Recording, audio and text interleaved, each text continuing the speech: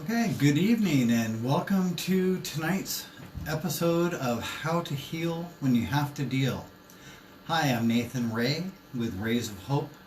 My wife Peggy is helping out tonight with the camera. Appreciate it. Teamwork makes the dream work. Tonight we want to talk about anger as a grief and trauma reaction. I'm hoping that you're able to see the graphic behind me.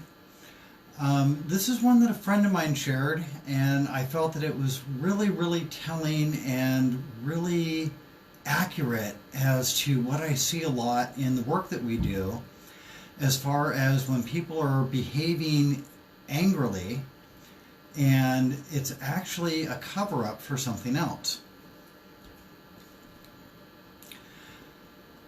I'm not sure how well this is going to show up for you, but I'll just go through real quick. This slide here lists 8 ways that a child's anxiety can show up as something else. The first thing that's listed is anger. We also list difficulty sleeping, defiance, chandeliering. Chandeliering is when someone seems very calm, everything's doing okay, and suddenly it blows up. And that very calm person, that very peaceful person has suddenly just hit their breaking point and boom, you have an explosion. No in between. They also talk about lack of focus, avoidance, trying to avoid the issues, trying to keep the peace. Over planning, needing to have every single detail of every single day figured out, mapped out in order to be able to function at all. And finally, negativity. So just nothing will ever work. Nope, I'm not going to like it. Nope. So if these are things that children do, we learn how to cope, we learn how to deal with our experiences when we're children, and our understanding and our abilities to deal with experiences changes and evolves as we get older. Nevertheless, patterns that are set in childhood can carry over into adulthood. Anger as a coping mechanism, anger being used as offense is the best defense method. In other words, let me get angry at you before I get hurt, because that way I'm not opening up. That way I'm not being vulnerable. This is a very common thing that people do and that we see in the world. In our current circumstances, as people are feeling pent up, they're feeling confused, they're feeling frustrated with being in a stay home, stay healthy order, not able to go do your usual things, not able to get your normal types of recreation or breaks, anger is coming out. We're seeing a lot of this on social media. We're also seeing it in person. At the center that Peggy directs, we've had people who have acted out in anger, people who would normally come and say, hey, there's stuff going on and I'm feeling really frustrated and can you help me? And instead they're lashing out at the very people who are trying to help them. We're seeing it in grocery stores as people are snapping at each other. We're seeing it on social media as people are just butting heads with each other and getting very angry and threatening. There was someone who just recently actually got arrested because they're so upset with what the governor of Washington was saying that he actually called and left a voicemail for the governor threatening his life. These are signs of major stress. These are signs of fear underneath everything. I realize that this chart is probably not going to show up very well. I'm working on doing a different version of it. But this right here, if you're able to see this line, this is a discussion of the typical phases of grief, also the typical phases of a disaster. Beforehand, you have warnings, you have something that happens, the impact, and people come down. And then you have a heroic phase or a honeymoon phase in which people are coming together and going, we will overcome, and we have oh so strong, and we have this strong and that strong. And people are saying, wow, look at these wonderful people who are doing so much. Wow, here we go. And then right after the honeymoon phase, people start going, well, wait a minute, things aren't perfect. Oh, wait a minute, this is different. Oh, wait a minute, these things aren't going back to normal as fast as I thought. And over the coming weeks, months, and years, you start to see a lot of anger reactions. You see frustration. You see people acting out negatively. At a far end of the spectrum, you see people who they've internalized the anger so much and they feel so hopeless that they actually take on a suicidal ideation and possibly even complete suicide. It comes down here. Sometimes there'll be little spikes where things go back up and down. And then eventually, as healing happens, eventually things come back to a point where there's again a line where people are functioning. This can happen for individuals when something happens to them. This can happen for communities when something affects the community. Right now, our nation and our world are going through this. Each of us is going to be somewhere deep in a different place on this chart. Each of our communities is going to be someplace different on this chart. I'm not trying to tell us where we are, but I will tell you that I've seen a lot of the heroic and honeymoon phase where people are coming together and saying, here we go, we shall overcome. And we've started seeing a lot of those negative reactions, those frustrations, that anger flashing out. So how do we help someone who is expressing their fear, their insecurity, their anxiety, angry? It's pretty simple when we see someone who's feeling down. When I'm sitting like this and looking down and my body language is saying, wow, there's something wrong, it's very, very natural for someone to come up and say, wow, hey, let me give you a hand. Put their hand on my shoulder. Well, not in the current current climate, I should say, of social distancing. But when there's no social distancing, putting a hand on a shoulder, shaking hands, coming up, giving a hug, that type of thing, and saying, wow, let me help you come up out of these doldrums that you're in, and let me help you get back to a place where you're functioning. But your first reaction when someone's going, oh, is not to say, wow, let me help you. Oh, wow, it looks like you could really use some support right now. The first reaction is to go, I'm getting the heck out of Dodge. I don't want to be around that.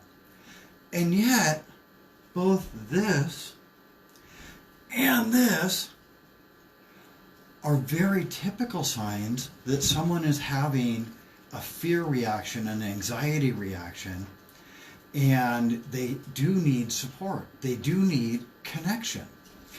This is a pyramid model that I use in TBRI, which is called Trust-Based Relational Intervention, and it says that connection has to be the foundation to be able to help someone.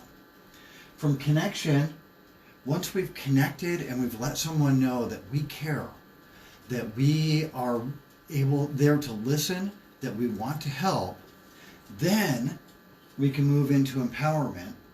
Empowerment is saying, wow, look at the skills that you have, look at the ways that you can do things, let me help you find a good, positive way to move forward. And then correcting is up here, and it's just this little part of the pyramid. Because when you've connected with someone, when you've said, you matter, I'm here, when you've said, I want to empower you, and said, look at the skills that you have and let's build on those, then correcting is a little course adjustment. A lot of people, though, start off with that correction. And so when we see someone who's sad and down, we don't come up and say, hey, you need to chill out. Quit looking so sad. Get up off here. Let's go. That's not the standard way that people connect with folks who are feeling down. But it is what we do when someone presents like this. They're getting up and they're feeling angry and their fists are balled and their forehead's wrinkled and their face is turning red. We don't say, wow, hey, let me help you. You matter to me. I want to hear what's going on. Instead, what we say is, wow, you need to chill out, man. You need to calm down. You need to stop that. And that produces the opposite effect of what they really need, and it produces the opposite effect of actually helping them. So I encourage you that when you do see someone who's acting in that angry fashion, that irritated fashion, try to look underneath and go, wow, okay, I wonder what they're worried about, and let them know that you care, that you're there to listen to them. With that, then, you can build. I'm hoping that this shows up a little bit, but just in case it doesn't, I'm going to go ahead and read through these real quick. These are ways to cope with triggered trauma memories, which is also a way of saying ways to cope with stress, ways to cope with anxiety, ways to cope with feeling overwhelmed. One thing is to move our body.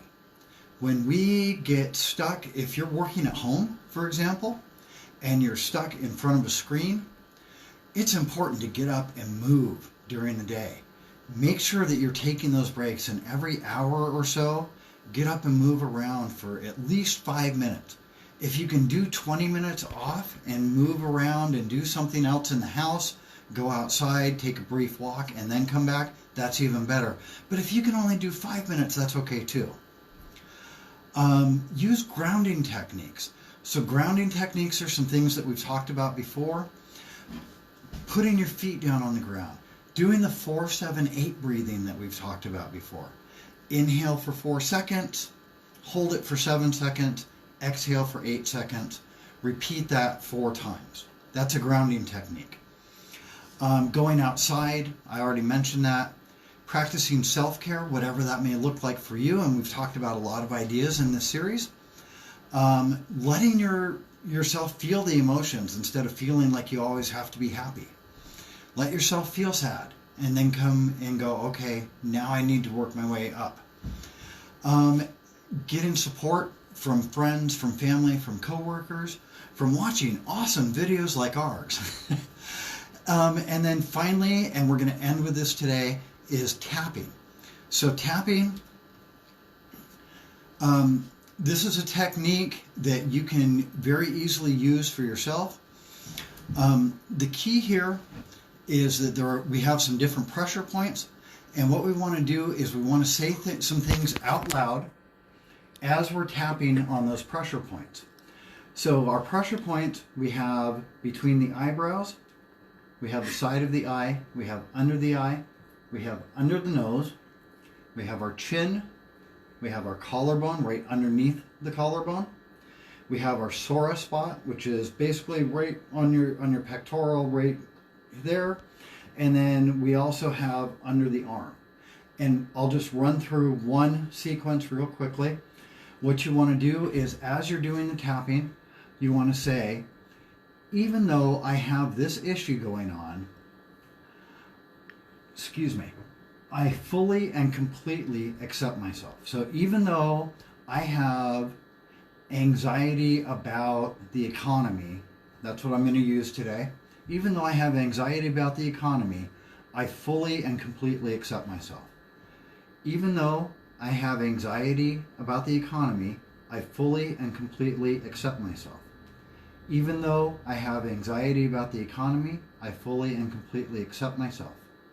Even though I have anxiety about the economy, I fully and completely accept myself. Even though I have anxiety about the economy, I fully and completely accept myself. Even though I have anxiety about the economy, I fully and completely accept myself.